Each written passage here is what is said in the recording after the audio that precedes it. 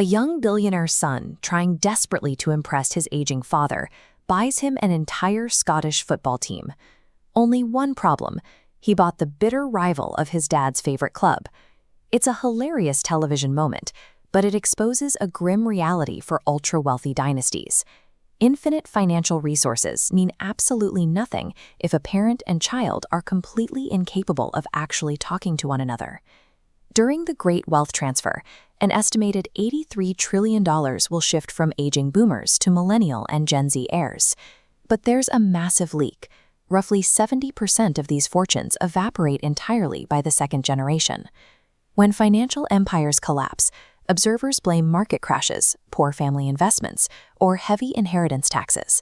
However, the UBS Global Next Generation report identifies a much more internal threat. Their data shows that 33% of heirs cite communication breakdowns as their primary source of conflict. In the world of high-stakes succession, psychological paralysis and a simple inability to speak about death makes awkwardness more dangerous than a market downturn. To understand why the communication breaks down, we have to look directly into the minds of the people holding the equity and power, the founders. Kumiko Otsuka, the former president of the Japanese furniture giant Otsuka Kagu, spent years navigating these exact family conflicts. She points out founders rarely cling to control out of pure greed. They hold on because they're terrified of losing their identity. For decades, these individuals have tied their entire existential worth and social value to their status at the top of the corporate ladder.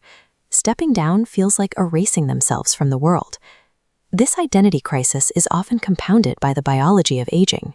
As cognitive power naturally shifts over time, founders can experience heightened levels of anxiety and suspicion, leading them to invent logical-sounding excuses about why their heirs aren't quite ready to take the reins.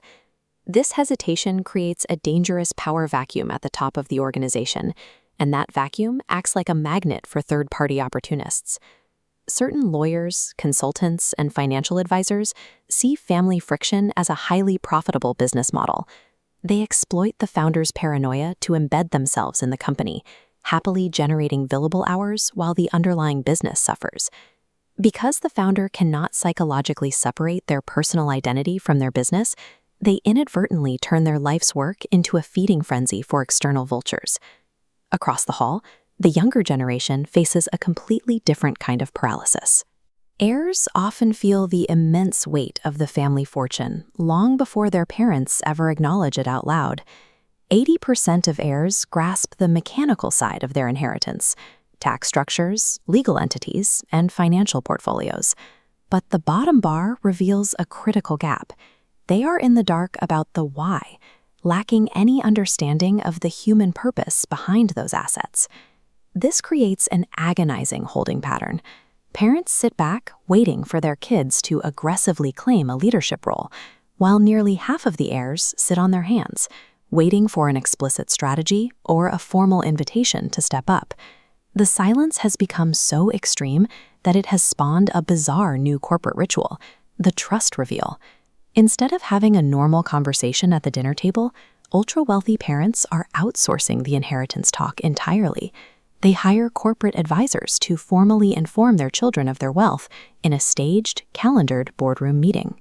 By treating their own family succession like a sterile corporate transaction, they strip away the exact shared human values required to keep the fortune alive in the first place. The 30% of family empires that actually survive this transition all share a common trait. They actively dismantle the old system of unspoken rules. In the past, succession relied on a communal mentality, where family members were expected to blindly sacrifice their individual goals to protect the family house. In today's highly individualized world, that silent consensus simply doesn't work. To survive, modern families have to replace implicit expectations with explicit, written corporate governance. They need an actual, documented family constitution. By putting roles, expectations, and communication protocols in writing, you remove the guesswork. It neutralizes the emotional volatility and prevents standard business decisions from devolving into parent-child warfare. And just as importantly, the timeline has to change. A successful handover shouldn't happen when a founder's health finally fails. It needs to happen when the heir is in their 30s or 40s. early handovers align with the demands of the modern market.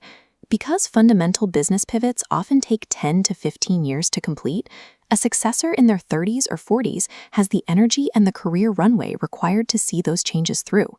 Succession is a psychological handover, not a financial one. Passing down spreadsheets without establishing a shared sense of purpose leaves the next generation with the assets, but none of the tools required to keep them.